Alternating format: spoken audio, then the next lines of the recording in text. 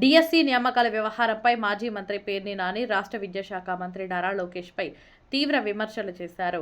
DSC నియామకాల్లో అవకతవకలు జరిగాయని ఆరోపిస్తూ ఈ అంశంపై బహిరంగ చర్చకు తాను సిద్ధమని సవాల్ విసిరారు.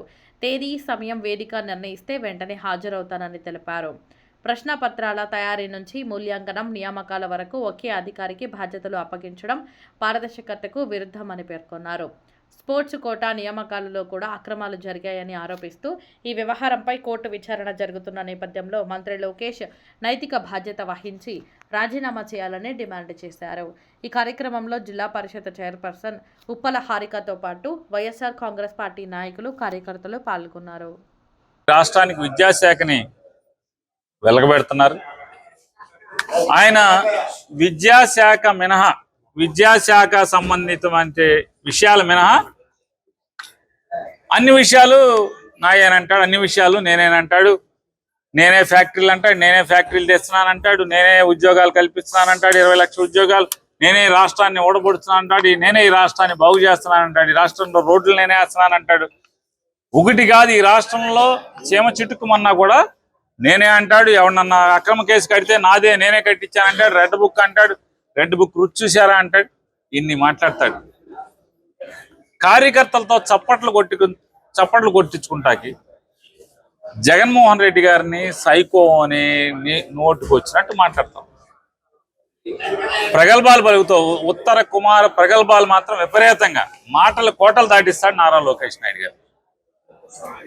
ఇప్పటికి ఎన్నిసార్లు? ఇప్పటికి 2-3 సార్లు డిఎస్సి మీద ఆయన సవాల్ చేస్తే మేము స్పందించాం. అరే బాబు, దేనికైనా లోకేష్ గారు సమఉజ్జీ కావాలి. ఈ రాష్ట్రానికి మంత్రివి, మొదటిసారి ఎమ్మెల్యే మీరు చేసేది, first time MLA Nara Lokesh, మంత్రి మీ హోదా. అది మేము కూడా మంత్రులకు పెట్టిన వాళ్ళు ఉన్నాం, మేము వస్తామని చెప్పి సమయం చెప్పు, డేట్ చెప్పు, ప్లేస్ చెప్పు అని చెప్పి మేము కూడా ప్రతి సవాల్ చేసాం. నీకు చేత కాకపోతే నాని నువ్వే ఫిక్స్ అయ్యని చెప్పు, నేను పెడతానని చెప్పాను. దానికి ఒలకో పలకో ఇవాళ కార్యకర్తలతో 4 గోడల మధ్య చప్పట్లు కొట్టించుకుంటాకి జగన్ రావట్లేదు, నేను పిలుస్తున్నాను, పిలిస్తే రావట్లేదు. నారా చంద్రబాబు నాయుడు గారిని రమ్మను, జగన్మోహన్ రెడ్డి గారు వస్తాడు.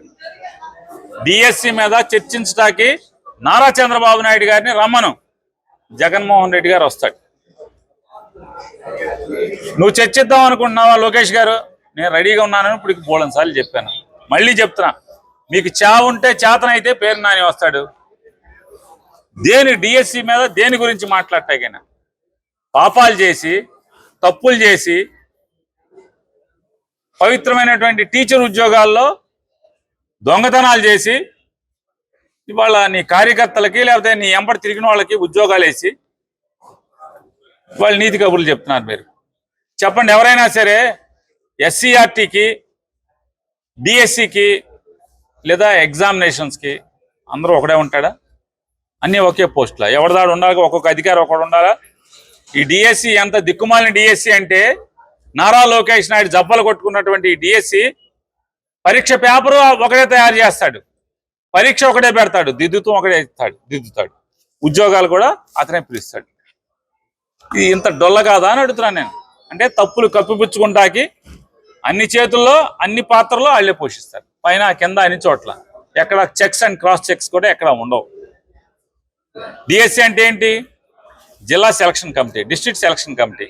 మరి జిల్లా కలెక్టరేట్లో మీరు డిఎస్సి లిస్టులు పెట్టాలి కదా, మరి ఎక్కడ పెట్టారు? సెక్రటరియట్లో పెడతాం ఏంటి? జిల్లా కలెక్టరేట్ల దగ్గర ఎందుకు మీకు పెట్టే చావలేదు అని అడుగుతున్నా. ఆ రోజు ఎందుకు పెట్టలేదు? పెట్టాలి కదా. 1:1 పిలిచి మెరిట్ వెరిఫికేషన్, మెరిట్ సర్టిఫికేట్లు వెరిఫై చేశారు. మెరిట్ సర్టిఫికేట్లు వెరిఫై చేసినప్పుడు ఉద్యోగానికి ఇవ్వలేదు. స్పోర్ట్స్ కోట ఎంత దిక్కుమాలిన కోట. మీరు జాతీయ స్థాయిలో పథకం పొందినోడికి, గోల్డ్ మెడల్ పొందినోడికి లేదా సిల్వర్ మెడల్ పొందినోడికి ఉద్యోగం ఇవ్వకుండా ఊరికే పాల్గొన్నోడికి మీరు ఉద్యోగాలు ఇచ్చారు. కనీసం అర్హత లేకుండా ఇచ్చారు, తర్ఫీదు పొందకుండా ఇచ్చారు, డిఎస్సి రాయకుండా ఇచ్చారు. గమ్మత్ ఏంటంటే టెట్ కానీ డిఎస్సి కానీ 2 పరీక్షలు రాయకుండా మీరు ఉద్యోగాలు ఇచ్చారు, టీచర్ ఉద్యోగాలు. వీళ్ళు మళ్ళీ ఆటలు కాదంట, సైన్స్ చెప్తారంట, ఇంగ్లీష్ చెప్తారంట, సోషల్ స్టడీస్ చెప్తారంట, మ్యాథ్స్ చెప్తారంట, అన్ని భాషలు చెప్తారంట. అన్ని సబ్జెక్టులు చెప్తారంట. డిఎస్సి లేదు, టెట్ లేదు, స్పోర్ట్స్ సర్టిఫికెట్లు అవి దొంగ సర్టిఫికెట్లు అండి. రుజువు చేయడానికి ఛాలెంజ్ చేస్తున్నాం. ఇప్పటికి 100 సార్లు ఛాలెంజ్ చేసాం. ఆ పిల్లలు ఛాలెంజ్ చేశారు. కోర్టు గురించి మాట్లాడతాం. 150 కేసులు వేశారు పొడి చేశామని. మరి కోర్టు స్పోర్ట్స్ కోటాను విచారణ చేయమంది కదా, రాజీనామా చేయి. సిగ్గుంటే రాజీనామా చేయాలి కదా.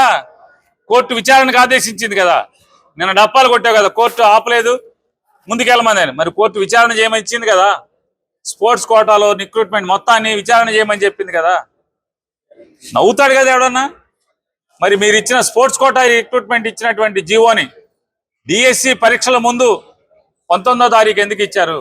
డిఎస్సి పరీక్షలు పూర్తయిపోయి రిక్రూట్మెంట్ పూర్తవగానే ఎందుకు ఆ జీవోని మళ్ళీ మార్చారు? ఎందుకు మార్చారు? డొలతనం అది కాదా? తప్పుడుతనం అది కాదా? మీరు డబుల్ ఇంజిన్ అన్నారు కదా. ఢిల్లీలో విద్యాశాఖ మంత్రి జెన్జీ ఉద్యమంతో, కాక్రోచ్ ఉద్యమంతో మరి రాజీనామా చేశాడు కదా. మరి నువ్వు కూడా రాజీనామా చేయాలి కదా. రాజీనామా నీకు చావు ఉంటే, నిజంగా నీలో నిజాయితీ ఉంటే, ఇంత అవినీతి ఆరోపణలు ఎదుర్కొంటున్నటువంటి విద్యాశాఖ మంత్రిగా మీరు తప్పుకోండి. తప్పుకుని ఆవిడ కూడా ఇవ్వండి.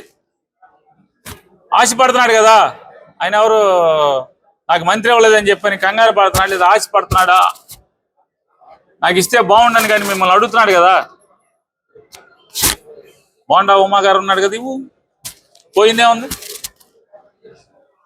విచారణ చేయించమని బోండా ఉమానే మంత్రి ఇచ్చి చేయించండి. కోర్టు అడిగింది కదా, ఇప్పుడు చేయించండి.